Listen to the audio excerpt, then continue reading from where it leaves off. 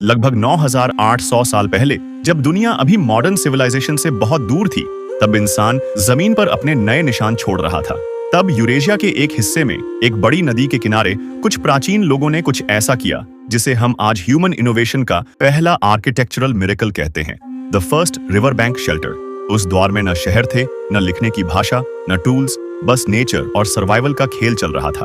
फिर भी उन लोगों ने अपने हाथों और दिमाग से एक ऐसी स्ट्रक्चर बनाया जो सिर्फ रहने के लिए नहीं, बल्कि नेचर से लड़ने के लिए भी बनी थी। मिट्टी, पत्थर और लकड़ी के टुकड़ों से उन्होंने एक सर्कुलर शेल्टर बनाया, जिसके बीच में एक फायर पिट था, जिससे पता चलता है कि हमारे पूर्वज आग के चारों तरफ बैठकर बातें करते थे, खाना पकाते थे और शायद कहानियां सुनाते थे।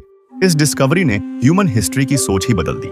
पहली बार आर्कियोलॉजिस्ट्स को समझ आया कि फार्मिंग से पहले भी इंसान अपनी एनवायरनमेंट को समझकर उसे डिजाइन करना जानता था। ये शेल्टर मॉडर्न घरों और कम्युनिटीज का प्रोटोटाइप था और सबसे बढ़कर इंसान के क्रिएटिव माइंड का सबूत था। जब साइंटिस्ट्स ने एक्सकवेशन साइट का एनालिसिस किया तो पता चला कि ये शेल्टर सीजनल फ्लड्स से बचने के लिए नदी से थोड़ा ऊपर बनाया गया था। ये अर्ली ह्यूमंस की आर्किटेक्चरल सोच का पहला एग्जाम्पल था। वहां मिले एनिमल बोन्स और प्लांट रेजिड्यूज बताते हैं कि ये लोग हंटर गैदरर्स से आगे बढ़ चुके थे।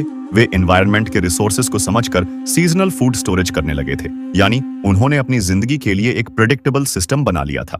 आर्कियोलॉजिस्ट्स के मुताबिक ये सेमी सबटेरेनियन हाउस था, आधा जमीन के अंदर ताकि ठंड से बच सके और आधा ऊपर ताकि हवा और रोशनी मिल सके। यही डिजाइन बाद में सिबेरिया से लेकर मेसोपोटामिया तक फैल गया और इसी से प्रेरणा लेकर अर्ली फार्मर्स ने अपने पहले परमानेंट घर बनाए।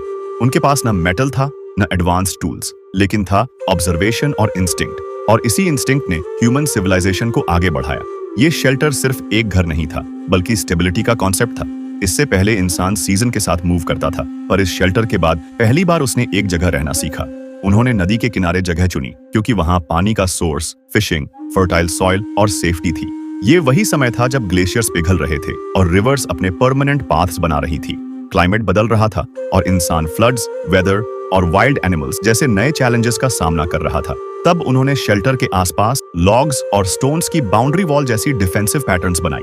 सबसे फैसिनेटिंग बात थी फायर पिट के पास मिले पेंटेड स्टोन्स, जो दिखाता है कि ये लोग सिर्फ सर्वाइव नहीं कर रहे थे, बल्कि अपने इमोशंस एक्सप्रेस कर रहे थे। ये आर्ट और आर्किटेक्चर का पहला संगम था। ये रिवर बैंक शेल्टर एक तरह का स्कूल ऑफ सिविलाइजेशन था, जहां इंसान ने सीखा कि सर्वाइवल के लिए सिर्फ स्ट्रेंथ नहीं, बल्कि प्लानिंग और क्रिएटिविटी भी जरूरी है। डीएनए एनालिसिस ने बताया कि ये लोग उन पहली कम्युनिटीज से जुड़े थे जिन्होंने बाद में एग्रीकल्चर इन्वेंट किया, यानी ये शेल्टर नोमैडिक लाइफ से सेडेंटरी लाइफ तक का ट्रांजिशन पॉइंट था। हर स्टोन और हर वुडन पोस्ट उनके इवॉल्विंग दिमाग का प्रूफ था। उन्होंने नेचर के खिलाफ नहीं, बल्कि उसके साथ मिलकर जीना सीखा। शेल्टर के आसपास मिले फुटप्रिंट्स और टूल्स बताते हैं कि ये लोग एक कम्युनिटी के रूप में रहते थे। जब आर्कियोलॉजिस्ट्स ने ड्रोन मैपिंग और रेडियो कार्बन डेटिंग से इसका एज कंफर्म किया, तो पता चला कि इस सिविलाइजेशन की कहानी जितनी हम सोचते थे उससे कहीं ज्यादा पुरानी है। टाइमलाइन में देखा जाए तो ये शेल्टर स्टोनहेंज से 4000 साल पुराना है और इजिप्ट के पिरामिड से 5000 साल पहले का है। जब आज का इंसान स्टील और कंक्रीट से घर बनाता है, तब पहला घर सिर्फ मिट्टी, पत्थर और इमेजिनेशन से बना था। ये शेल्टर ह्यूमन क्रिएटिविटी का एक साइलेंट टेस्टिमोनी है, एक ऐसी याद जब दुनिया बार्बरिक थी, लेकिन इंसान एक इंजीनियर था, एक आर्टिस्ट था, एक ड्रीमर था।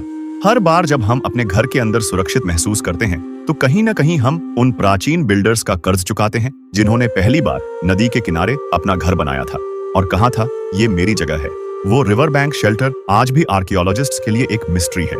लेकिन एक बात तय है, वहीं से सिविलाइजेशन का पहला चैप्टर शुरू हुआ, जहां नेचर और इमेजिनेशन ने मिलकर इंसानियत की कहानी लिखनी शुरू की थी।